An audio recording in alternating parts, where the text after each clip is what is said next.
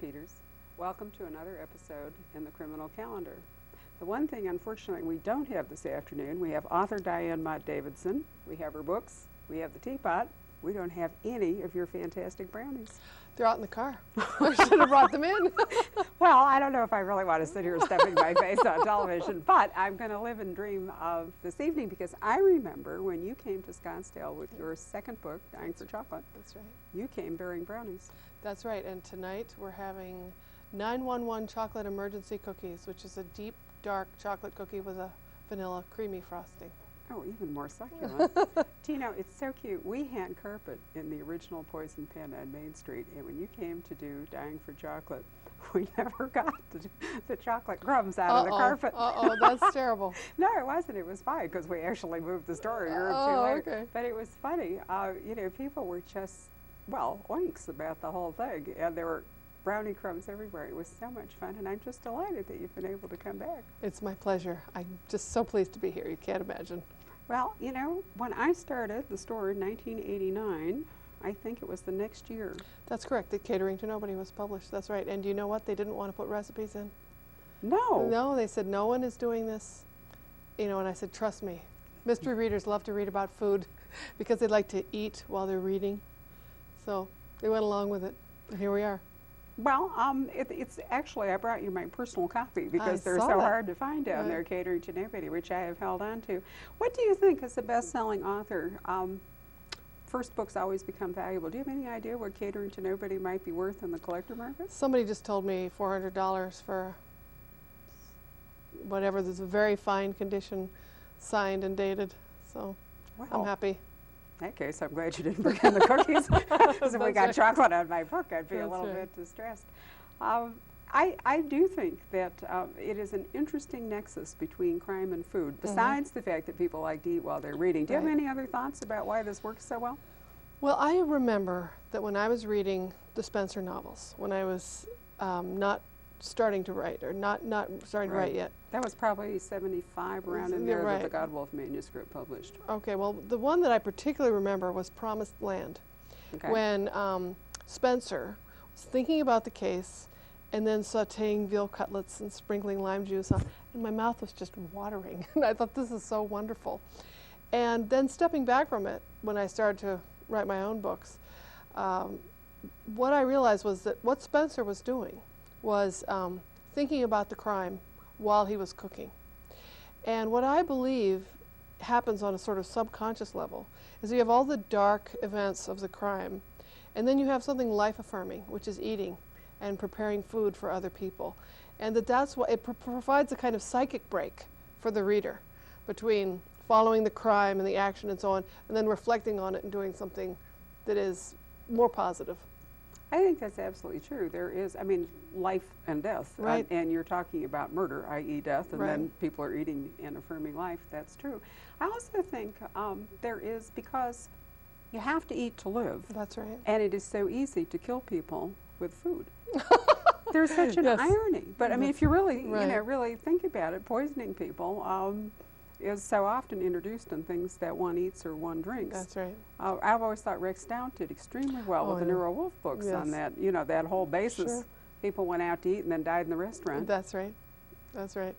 And also, in the kind of mystery that I write, which is a more traditional mystery, it's more likely that you're going to be killed by someone you know in a small town. And so you're not going to find the shooter or the stabber so much as you are someone who knows you and very lovingly is handing you food that is poisoned.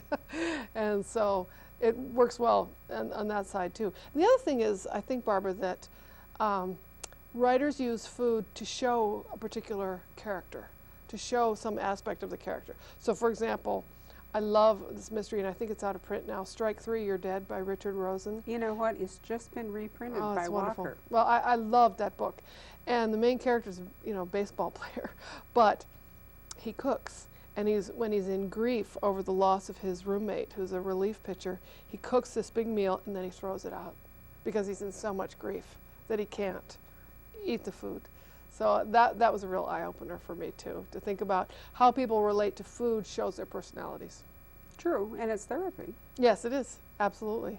There's also a benefit in that the kind of book you write, which is, I don't like the term cozy because I think it Traditional mystery. right, that's the one I like to use. Right. The malice domestic mystery, There you whatever go. you want to call it, or traditional. In general, the method of the murder is not disemboweling or No. you know, rare curare or anything of the sort. And so really poison, you know, killing right. people through what they eat lends itself, Right, I it think, does. to the genre. You also have the additional problem, which is such a problem with the amateur sleuth, which is how does the person who is your series That's right. detective, who is not a cop, not a Right, professional right. law enforcement person, how does this person keep getting involved in detection? Well, in my case, what I noticed, because I actually work with a caterer for each one of the books, or in the case of Tough Cookie, I worked with a personal chef. And what I invariably noticed, Barbara, is that these wealthy people who have very upscale catered events do not notice the caterer. They don't talk about the caterer. They don't see that the caterer is there. They only want to have food. And what they're doing is dissing the person at the next table. Or they're talking about how much they hate the host, or did you hear about all the trouble he got into and where all this money really comes from, and so on and so forth. And so the caterer is just there observing all this. And so if some person who is related to the people at this catered event, which is what you're going to have happen in a small town anyway, dies, then the caterer will have overheard all this stuff. And if somehow has a stake in this, which in a small town, again, you're always going to have a stake in it, then she's got inside information right from the get-go. And I even noticed this in our little town of Evergreen, Colorado, where there was an unsolved death, unsolved homicide. And people kept coming to me. I'm a mystery writer. I don't know. Well, what's your theory? And I said, I don't have a theory. You know, it was amazing. But that's how the caterer keeps getting involved in it, is these swank events often have iceberg-type agenda that only the caterer is going to hear about or see, totally unnoticed. That's a really interesting idea, the insider knowledge where the Right. caterer's witness, That's right. detective sort of thing. I was actually thinking about, well, two things, one of which is the caterer has to have some means of earning an income. I think Right. where, say, Joan Hiss's books break down a bit is that for Claire to be out detecting, she has to close down her The bookstore. store, right. And then she's always broke. You know, it's a theme Right. in the books. You know, Right. she never has any money. And I wrote to Joan one day and I said, of course she doesn't have any money. She's never got her shop open. Well, I'm always willing to suspend disbelief. You know, I say, oh, well, you know, independently wealthy or whatever it is, something in the background, because I just enjoy Joan's book so much that I want the store to close and have someone go out, and Maggotty especially. You know, suspend disbelief. Let's go to Maggotty. So. Well, I don't deny that, but it Yeah. does help if you've got somebody who is, Right. you know, has a business reason. But That's the other right. thing that comes up, and Catherine Hall Page also Yeah. writes, as you know, about a caterer, is that if someone died eating your food, Yeah, you're in trouble. yeah, and thus you have a professional, That's right. Well, that was what started with Catering to Nobody. right? Is that there was an attempted poisoning at the wake. And so when I called our sheriff's department and said, what would happen if you had an attempted poisoning in a wake? And they said, close down the catering business. It's closed until they find out what happened. Then all the food has to be analyzed and all the beverage, everything has to be analyzed. They just box it all up and take it down to Colorado Bureau of Investigation and screen for drugs, screen for poisons, so on and so forth, till they find out what's going on.